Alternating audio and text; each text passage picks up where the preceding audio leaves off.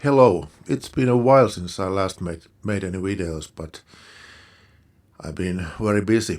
But now I have more time and I decided to continue my video making. And this time, this video is about Stellaris. So I have been playing a lot of Paradox games, but mostly EU4 and Hearts of Iron and some Crusader Kings. So Stellaris is a kind of new thing for me. And to learn Stellaris, I decided first to have an idea how the AI is playing it. And for that reason, I decided to make a playthrough in which only the AI is playing.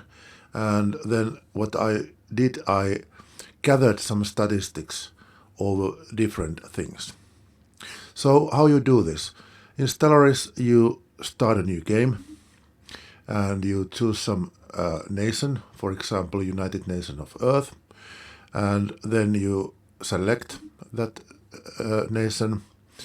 And then what I did here in the game details, so I used the default settings. So all the settings are set to default, which means that I should be having like 9 AI empires, some of which are perhaps advanced,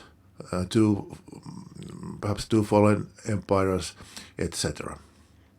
And then you start the game. And after starting the game, what you should do is you open the console by pressing the appropriate key. It depends what kind of keyboard you are using. I'm using the Scandinavian keyboard, so in my keyboard it's the legal key in the upper left corner.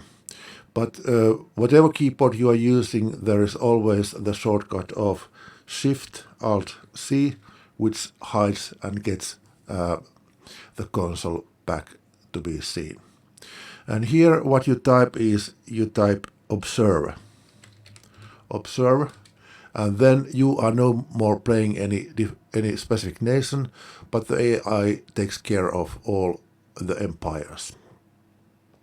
And what I did, I saved the game every 10 years.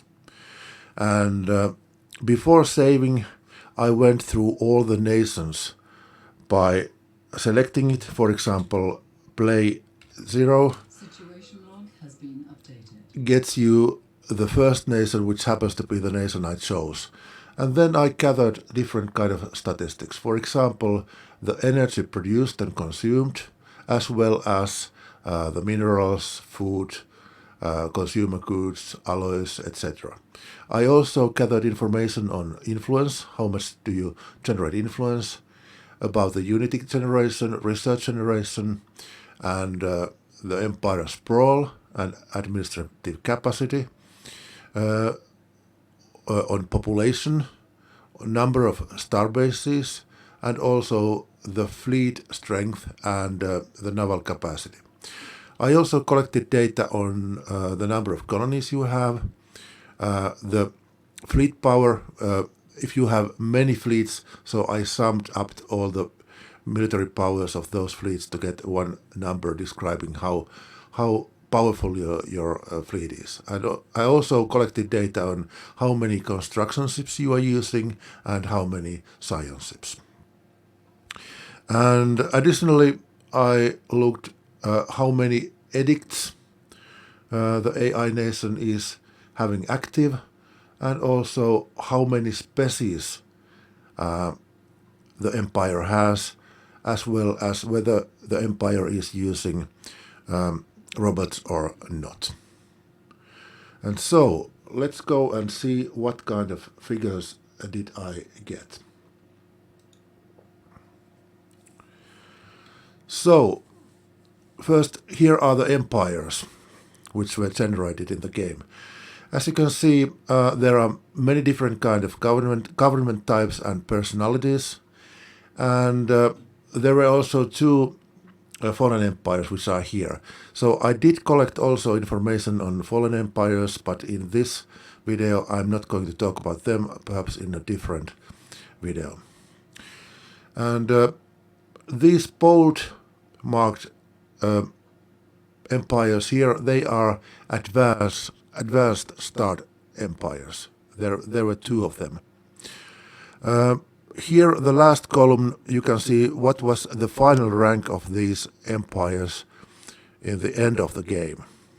As you can see, the fallen empires were most powerful, and then the most powerful normal empire was this Naval Commerce Guild, which was a trade league, and who were ruthless capitalists.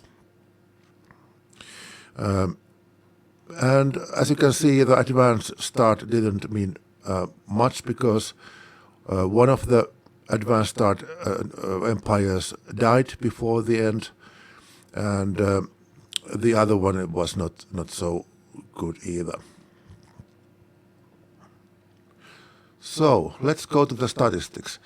Here is the population count for each empires. So the game is divided basically into three phases. You have the start game, 100 years, then you have the mid game, 100 years, and then you have the end game, 100 years. So if you decide to end at year 2500, which I did in this case. And these normalize, so they are the population accounts for the different empires. The wider line here is the mean value.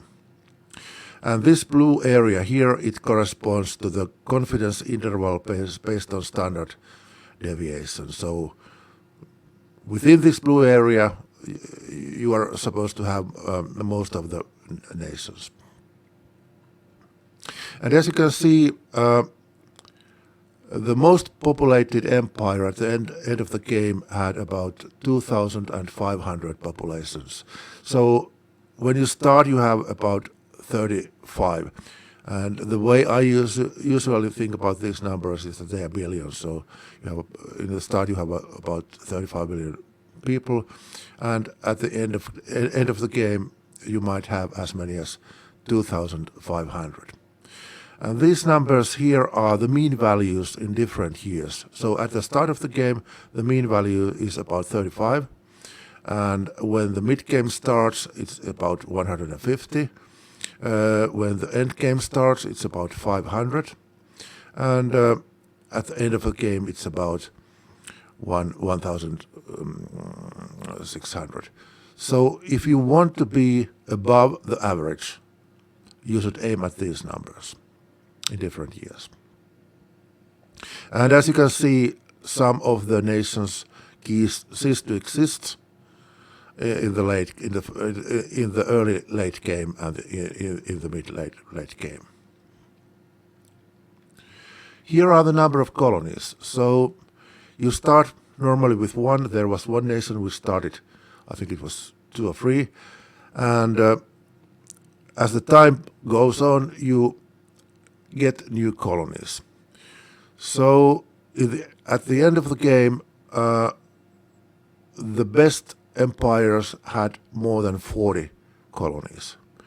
And in the colonies, I have included also habitats, so the planets and the habitats.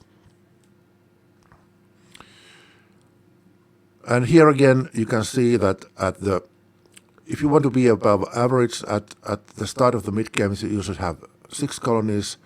At the start of the end game, you have about 10 colonies. Of course, it depends your play style, if you want to play high or you want to play wide. But that's how the AI is playing. And so here is the energy produced. And as you can see, there was one empire which was exceptionally good in generating energy, and it was that Naval Commerce Guild. In the end of the game, it was able to produce like 7,000 energies.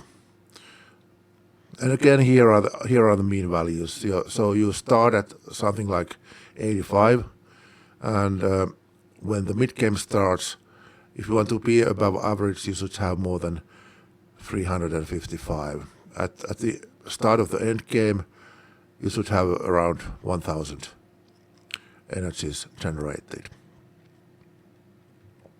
However, the way I usually play Stellaris regarding the different kind of resources is I build new facilities when I'm getting into negative direction, in a negative area, when you have this production minus consumption in mind. So what you can see here is the percentage of the balance. So production minus consumption divided by consumption. So basically, you have the balance when the figure is 0, and if you are above the 0, you are earning more than your consumption is. And as you can see, with this one exception, which was this ruthless capitalists who were able to generate a lot of energy. But if you don't think about that, so most of the nations tend to balance their economy so that they are in the area of minus 20 to plus 20 area. So that they tend not to spend more than, let's say, 10 or 20% more than they are earning. And actually they are doing a pretty good job.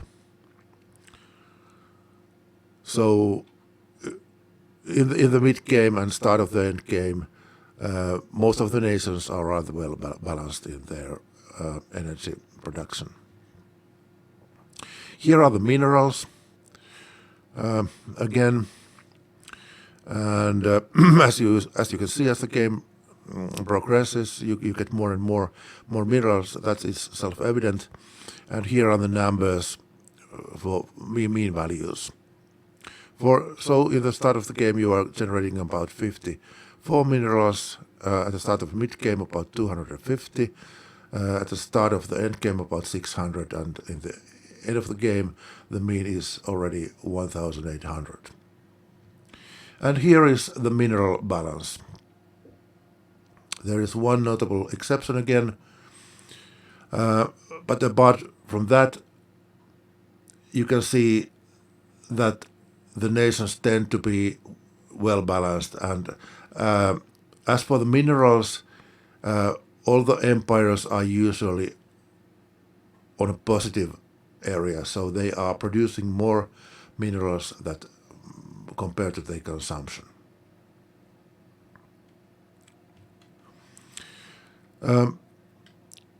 Here is the food generated.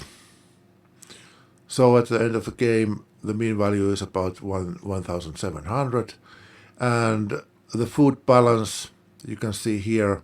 So at the start of the game, the most empires are on positive area, and then they are balancing it so that the balance tries to reach 0, and they are doing a good job in that. Consumer goods, here are the numbers, and the balance is here. So here you can see that it is a little bit more difficult to maintain the balance. So the mean curve goes into the negative area in the mid game, and actually it might be even quite a large negative number. Like for example, just after the start of the mid game, you have the value about mean value about minus 20. So here are the values. So in the start of the game, you have a positive balance, but then it goes to negative, and these are percentages. So you have a deficit of minus 23%, which is quite a lot. And this is, of course, because the nations are trying to research and do different kind of things with consumer goods. Here are the alloys produced, and as you can see, the numbers are not so high. Basically, you need alloys for the different things but mostly the consumption is used for the fleets. And here is the alloy balance, and as you can see, it is usually positive, and that's because you should be able to build new fleets, and you must have a positive balance.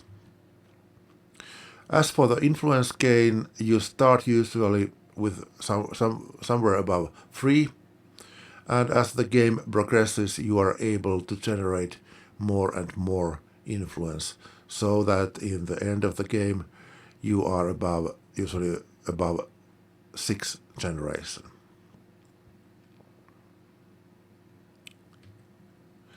Unity, you use Unity for gaining traditions, and here is the Unity gain, and as you can see, the nations which ceased to exist also had very low Unity gain. So it's good to have Unity, which is, of course, self-evident. You can have different kind of traditions using Unity. Research gain here. So in the beginning of the game, you have about 60 generation.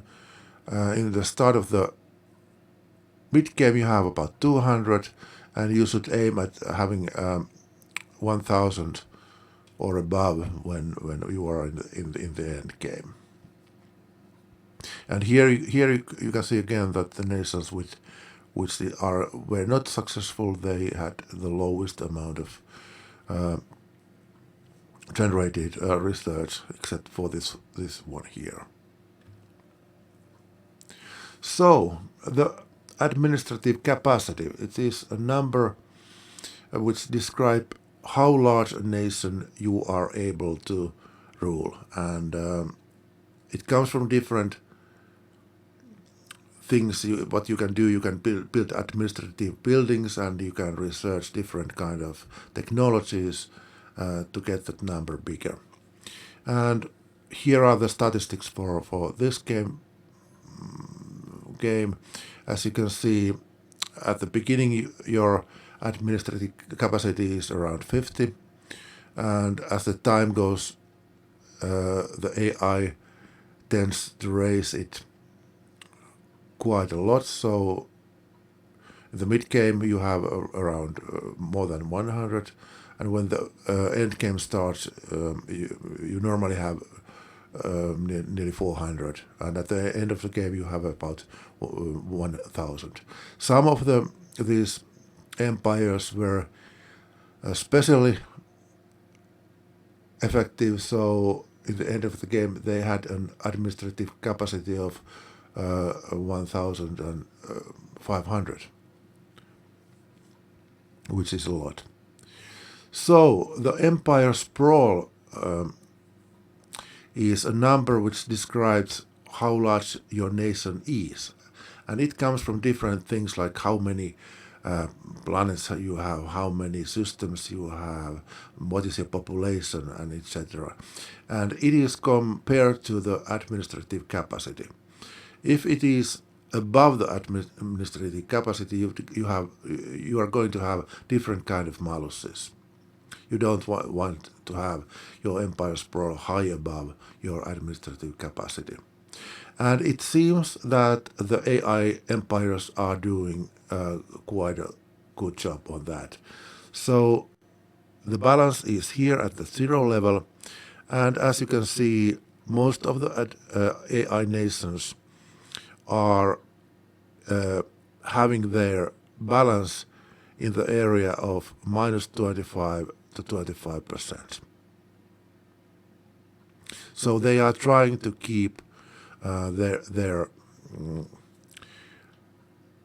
administrative capacity comparable to the Empire sprawl by building different kind of buildings and researching technologies.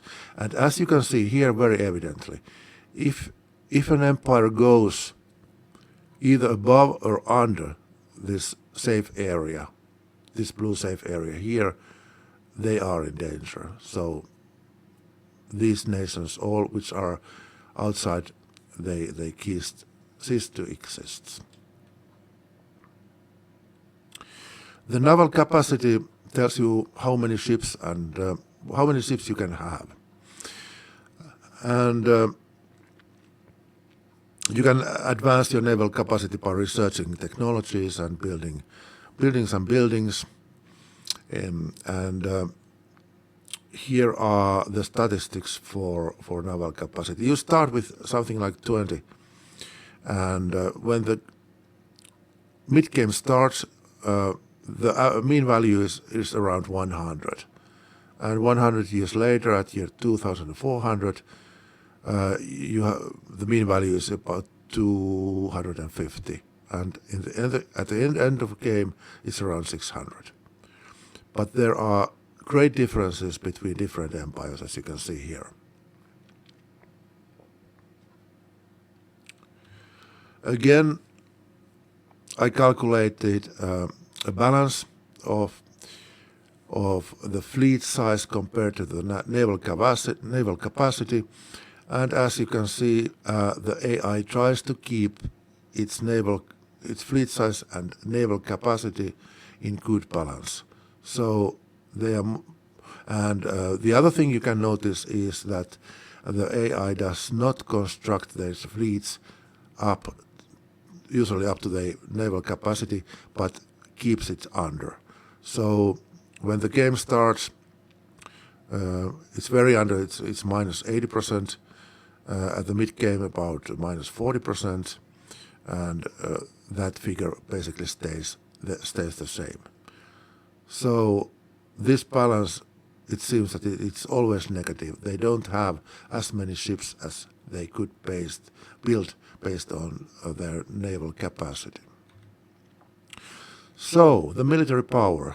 So this is the sum of all the fleets the empire has. So each fleet has a military power, and I have summed up those numbers.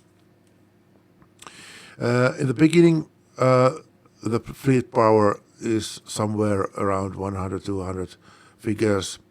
In the year 2300, it's about 3000. At the beginning of the end game, it's about 20,000. And in the end game, you have a lot of differences, but the mean value is around 100,000. But some nations were able to build fleets whose military power is about 250,000 in this game. In this game through, you should always remember that this is only one game through. The numbers could be different in different playthroughs. So, how many construction ships AI is building? So, in the beginning of game, they usually start with one, and then it's very evident that they try to build 3 construction ships. And after the mid-game has started, they either build more, up to 6, or then they are keeping those 3, or they are trying to make the number smaller, so they are getting rid of some of the construction ships. Or if they are destroyed, they don't build them anymore. So in the end game, they have either 1, 2, 3, or even 6 construction ships. And here are the figures for science ships. So the empire starts usually with 1, and then it seems that they are using either 2 or 3 science ships. And in the mid-game, they might build more or have less, but the mean value is, however, near 3 science ships. How many starbases they have? So in the beginning, you have one Starbase. At year 2300, so the mean value is 7, but again, there is quite a lot of differences here. And then the number goes up, and in the end of the game, some nations have nearly 30 starbases, but the mean value is 22. What about the armies? So you use armies to conquer planets. And here you can see that the number of armies in the beginning of the game is usually 0. They don't tend to build much. And in the year 2300, the mean value is 4. And you can see that it might be that they don't have any standing armies, though, so that some of the empires build only armies when they need them. Year 2400, the number of armies, the mean value is 17, and at the end of the game, it seems that the mean values goes up, so the mean value is 44. And the most armies is this nation here, which is a state of Gav, and it seems that it has something like 90 armies to conquer planets. The number of shipyards. So here we start usually with one shipyard, and it seems that they tend to build 2. So it's safer to have two shipyards if something happens to your first. And in the late game, they build a few more, so the mean value is 4 at the end of the game. So, the number of active edits. And here you see it doesn't change much during the game. The AI nations tend to have, on the average, about 2 active edicts. How many species do the different empires have? So here you have very much of different numbers. In the beginning of the game, you usually have 1 species. At the year 2300, the mean value is 3 species, but some already have like 10 species. At the year 2400, the maximum value is around, I think it would be like 35 or something. And in the end, mean value is 13. And in the end of the game, you have quite a large number of species. Usually, so the mean value is 60 different species in your empire, and some of the empires have even more than 100 species living in their planets. What about the robot usage? So this number here is the ratio of the empires who are using robots. So in the beginning of the game, it says that could it be that there is 1, perhaps? Then the number goes up, and then surprisingly it goes down. I think this is due to the fact that some of the nations which were using robots cease to exist, and this is the reason for the downhill here. But so usually about around half of the AI nations are using robots. And that's all for this time.